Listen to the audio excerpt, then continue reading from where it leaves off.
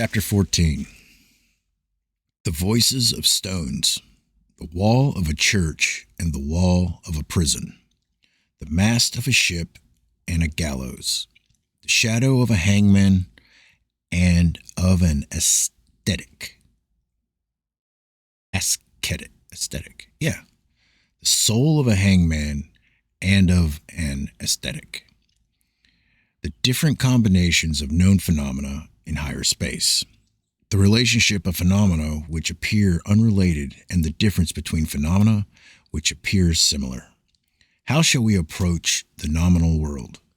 The understanding of things outside the categories of space and time.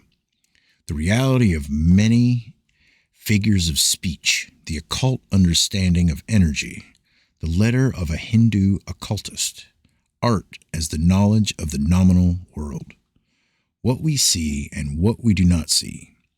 Plato's dialogue about the cavern. It seems to us that we see something and understand something, but in reality, all that proceeds around us we sense only very confusedly, just as a snail scents confusedly the sunlight, the darkness, and the rain. Sometimes in things we sense confusedly their difference in function, i.e., their real difference. On one occasion, I was crossing the Nevo with one of my friends, A, with whom I happened to have had many conversations upon the themes touched on in this book. We had been talking, but both fell silent as we approached the fortress, gazing up at its walls and making probably the same reflection. Right there are also factory chimneys, said A. Behind the walls of the fortress indeed appeared some brick chimneys blackened by smoke. On his saying this, I too sensed the difference between the chimneys and the prison walls with unusual clearness, and like an electric shock, I realized the difference between the very bricks themselves, and it seemed to me that A realized this difference also. Later, in conversation with A, I recalled this episode, and he told me that not only then, but always, he sensed these differences and was deeply convinced of their reality. Positivism assures itself that a stone is a stone and nothing more, he said, but any simple woman or child knows perfectly that a stone from the wall of a church and one from a prison wall are different things. It seems to me also that in considering a given phenomenon in connection with all the chains of sequences of which it is a link, we shall see that the subjective sensation of the difference between two physically similar objects, which we are accustomed to think of only as poetic expression, metaphor, and the reality of which we deny, is entirely real. We shall see that these objects are really different, just as different as the candle and the coin, which appear as similar circles, moving lines, in the two-dimensional world of the plain man. We shall see that things of the same material constitution, but different in their functions, are really different, and that this difference goes so deep as to make different the very material which is physically the same. There are differences in stone, in wood, in iron, in paper, with no chemistry will ever detect, but these differences exist, and there are men who feel and understand them. The mast of a ship, a gallows, a crucifix, at a crossroads on the steeps.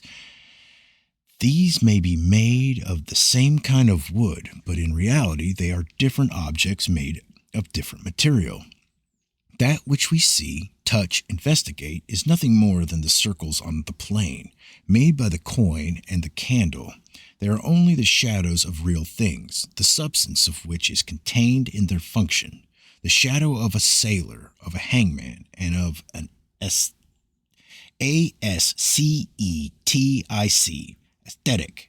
may be quite similar. It is impossible to distinguish them by their shadows, just as it is impossible to find any difference between the wood of a mast, of a gallows, and of a cross by chemical analysis, but they are different men and different objects. Their shadows only are equal and similar. And if we take men as we know them, the sailor, the hangman, the aesthetic, Men who seem to us similar and equal, and consider them from the standpoint of their differences in function, we shall see that the reality they are entirely different and that there is nothing in common between them. They are quite different beings, belonging in different categories to different planes of the world between which there are no bridges, no avenues at all. These men seem to us equal and similar because in most cases we see only the shadows of real facts. The souls of these men are actually quite different. Different not only in their quality, their magnitude, their age, as some people like now to put it, but as different in very nature, origin, and purpose of their existence as things belonging to entirely different categories can be.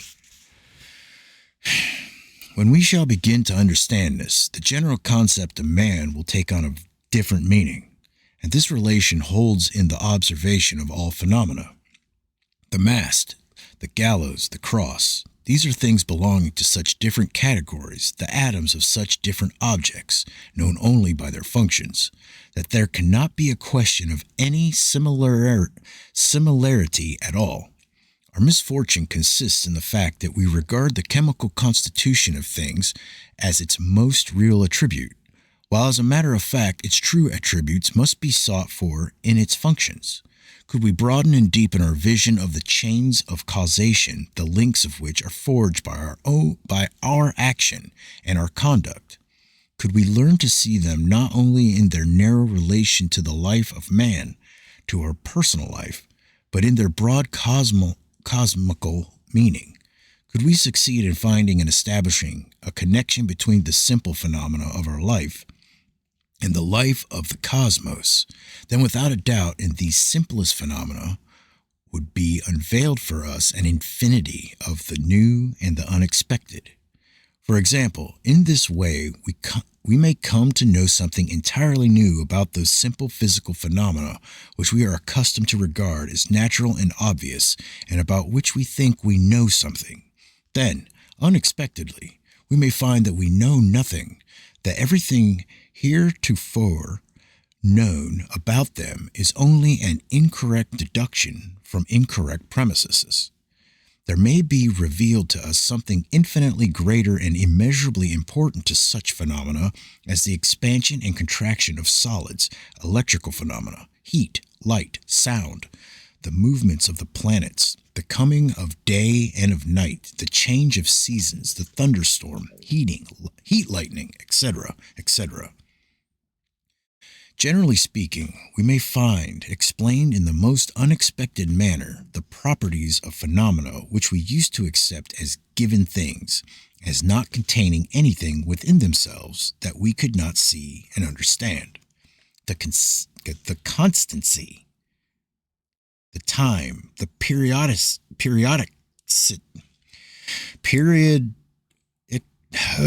some of these words, man, and they're easy too. I just have trouble. Let me try it again. The constancy, the time, the periodicity or unperiodicity of phenomena may take on quite a new meaning and significance for us. The new and the unexpected may reveal itself in the transition of some phenomena into others. Birth, death, the life of a man, his relations with other men, love, enmity, sympathies, antipathies, desires, passions, these may unexpectedly receive illumination by an entirely new light. It is impossible now to imagine the nature of this newness which we shall sense in familiar things, and once felt it will be difficult to understand. But it is really only our ineptitude to feel and understand this newness which divides us from it, because we are living in it and amidst it. Our senses, however, are too primitive, our concepts are too crude, for that fine differentiation, I can't say that word. It's been a long week. Differentiation of phenomena which must unfold itself to us in higher space. Our minds, our powers, our correlation and association are insufficiently elastic for the grasping of new relations. Therefore, the first emotion at the rising of the curtain on that world, i.e., this our world, but free of those limitations under which we usually regard it, must be of wonderment. And this wonderment must grow greater and greater according to our better acquaintance with it. And the better we know a certain thing or a certain relation of things, the nearer, the more familiar they are to us, the greater will be our wonder at the new and unexpected therein revealed. Desiring to understand the nominal world, we must search for the hidden meaning in everything. At present, we are too heavily enchained by the habit of the positivistic method of searching always for the visible cause and the visible effect. Under this weight of positivistic habit, it is extremely difficult for us to comprehend certain ideas. Among other things, we have difficulty in understanding the reality of the difference in the nominal world between objects of our world which are similar but different in function.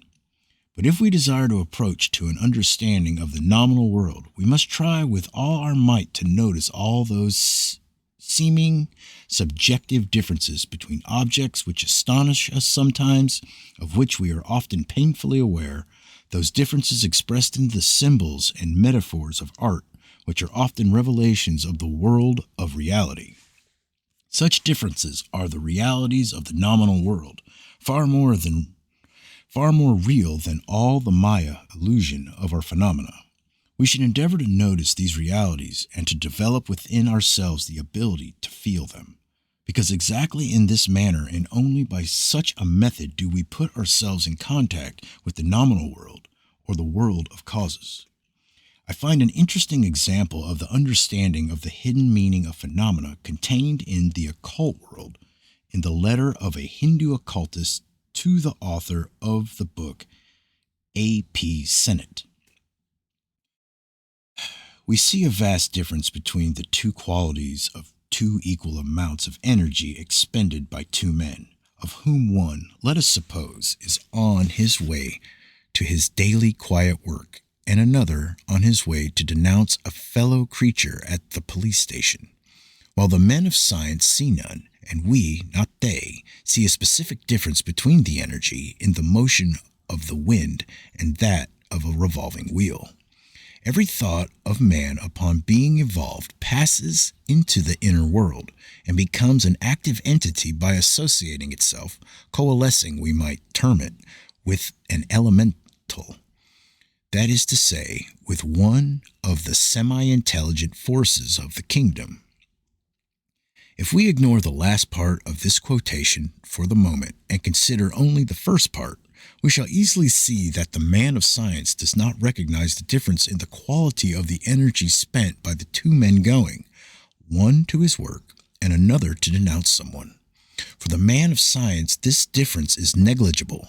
Science does not sense it and does not recognize it. But perhaps the difference is much deeper and consists not in the difference between modes of energy, but in the difference between men.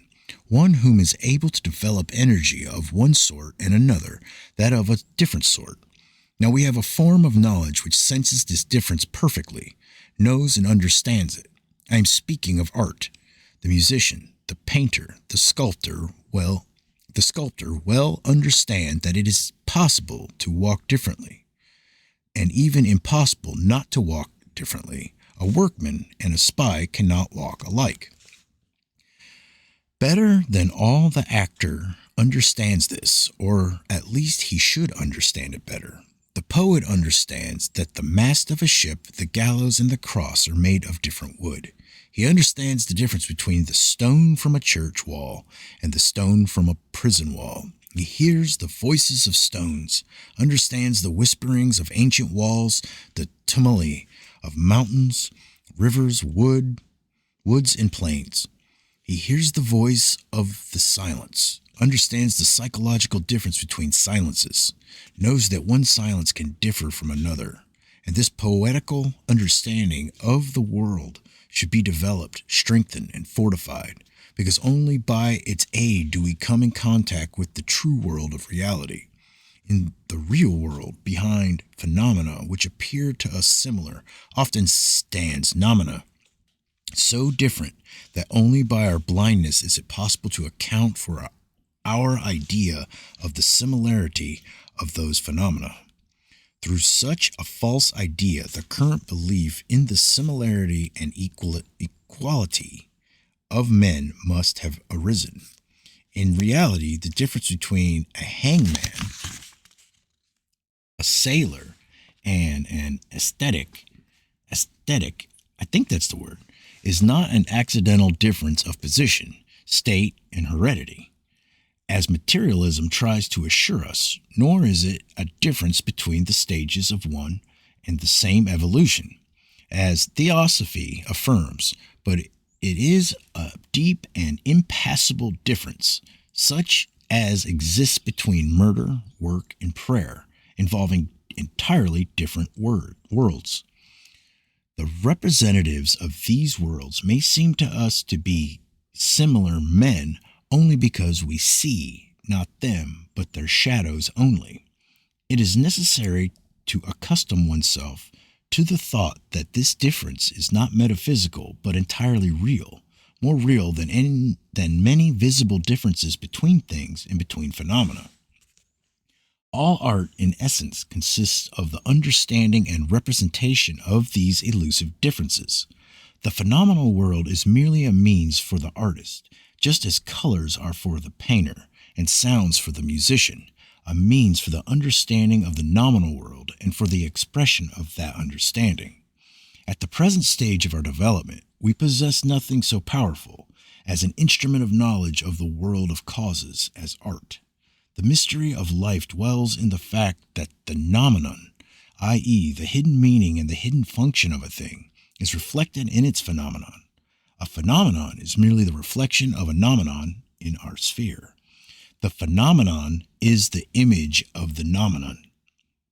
It is possible to know that the nomenon by the phenomenon, but in this field the chemical reagents and spectroscopes can accomplish nothing.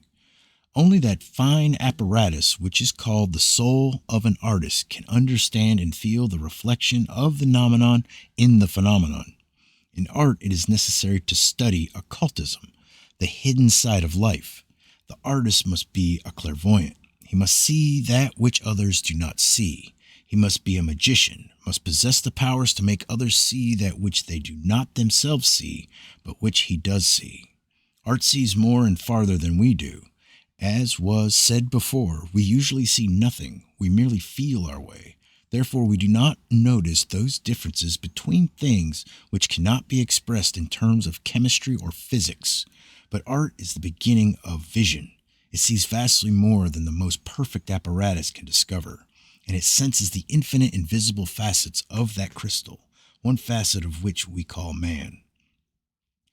The truth is that this earth is the scene of a drama of which we only perceive scattered portions, and in which the greater number of the actors are invisible to us.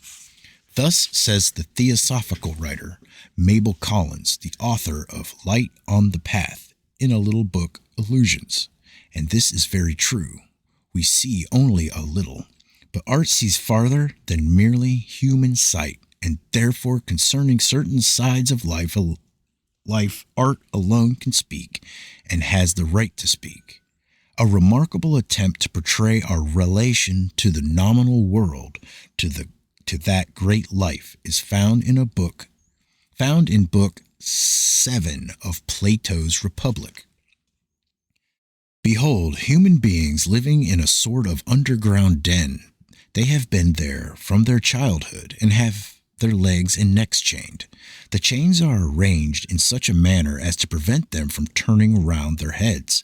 At a distance above and behind them, the light of a fire is blazing, and between the fire and the prisoners there is a raised way, and you will see, if you look, a low wall built along the way, like the screen which marionette players have before them, over which They show the puppets. Imagine men passing along the wall carrying vessels which appear over the wall, also figures of men and animals made of wood, stone, and various materials, and some of the passengers, as you would expect, are talking and some of them are silent. That is a strange image, he said, and they are strange prisoners. Like ourselves, I replied, and they see only their own shadows or the shadows of one another, which the fire throws on the opposite wall of the cave. True, he said. How could they see anything but the shadows if they were never allowed to move their heads? Of the objects which are being carried in like manner, they would only see the shadows? Yes, he said. And if they were able to talk with one another, would they not suppose that they were naming what was actually before them? Very true. And suppose further that the prison had an echo which came from the other side, would they not be sure to fancy that the voice which they heard was that of a passing shadow? No question, he replied. There can be no question, I said, that the truth would be to them just nothing but the shadows of the images. That is certain. And now look again and see how they are released and cured of their folly. At first, when any one of them is liberated and compelled suddenly to go up and turn his neck around and walk and look at the light, he will suffer sharp pains, the glare will distress him, and he will be unable to see the realities of which his former state he had seen the shadows. And then imagine someone saying to him that what he saw before was an illusion, but that now he is approaching real being and has a truer sight and vision of more real things. What will be his reply? And you may further imagine that his instructor is pointing to the objects as they pass and requiring him to name them. Will he not be in a difficulty? Will he not fancy that the shadows which he formerly saw are truer than the objects which are now shown to him? Far truer. And if he is compelled to look at the light, will he not have a pain in his eyes which will make him turn away to take refuge in the object of vision which he can see, and which he will conceive to be clearer than the things which are now being shown to him? True, he said. And suppose once more that he is reluctantly dragged up a steep and rugged ascent, and held fast and forced into the presence of the sun himself. Do you not think that he will be pained and irritated, and when he approaches the light he will have his eyes dazzled, and will not be able to see any of the realities which are now affirmed to be the truth? Not all in a moment, he said. He will require to get accustomed to the sight of the upper world, and first he will see the shadows best, next the reflections of men and other objects in the water, and then the objects themselves. Next he will gaze upon the light of the moon and the stars, and he will see the sky and the stars by night, better than the sun, or the light of the sun by day. Certainly. And at last he will be able to see the sun, and not merely reflections of him in the water, but he will see him as he is in his own proper place, and not in another, and he will contemplate his nature. Certainly. And after this he will reason that the sun is he who gives the seasons and the years, and is the guardian of all that is in the visible world, and in a certain way the cause of all things which he and his fellows have been accustomed to behold. Clearly, he said, he would come to the other first, and to this afterwards. And when he remembered his old habitation, and the wisdom of the den and his fellow prisoners, do you not suppose that he would felicitate himself on the change, and pity them? Certainly he would. And if they were in the habit of conferring honors on those who were quickest to observe and remember and foretell which of the shadows went before, and which followed after, and which were together, do you think that he would care for such honors and glories, or envy the possessors of them? Would he not say with Homer, "Better to be a poor man and have a poor master, and endure anything, than to think you live after their manner"? Yes, he said, I think that he would rather suffer anything than live after their manner. Imagine once more, I said, that such an one coming suddenly out of the sun were to be replaced in his old situation. Is he not certain to have his eyes full of darkness? Very true, he said. And if there were a contest, and he had to compete in measuring the shadows with the prisoners who have never moved out of the den during the time that his sight is weak, and before his eyes are steady, and the time which would be needed to acquire this new habit of sight might be very considerable, would he not be ridiculous? Men would say to him that up he went and down he comes without his eyes, and that there was no use even in thinking of ascending. And if anyone tried to lose another and lead him up to the light, let them only catch the offender in the act, and they would put him to death. No question, he said. This allegory, I said, you may now append to the previous argument. The prison is the world of sight. The light of the fire is the sun. The ascent and vision of the things above you may truly regard as the upward progress of the soul into the intellectual world. And you will understand that those who attain to this beatific vision are unwilling to descend to human affairs, but their souls are ever hastening into the upper world in which they desire to dwell. And is there anything surprising in one who passes from divine contemplations to human things, misbehaving himself in a ridiculous manner? There is nothing surprising in that, he replied. Anyone who has common sense will remember that the bewilderments of the eyes are of two kinds and arise from two causes, either from coming out of the light or from going into the light, which is true of the mind's eye quite as much as the bodily eye. And he who remembers this when he sees the soul of anyone whose vision is perplexed and weak will not be too ready to laugh. He will first ask whether the soul has come out of the brighter life and is unable to see because unaccustomed to the dark, or if having turned from the darkness to the day is dazzled by excess of light. And then he will count one happy in his condition and state of being.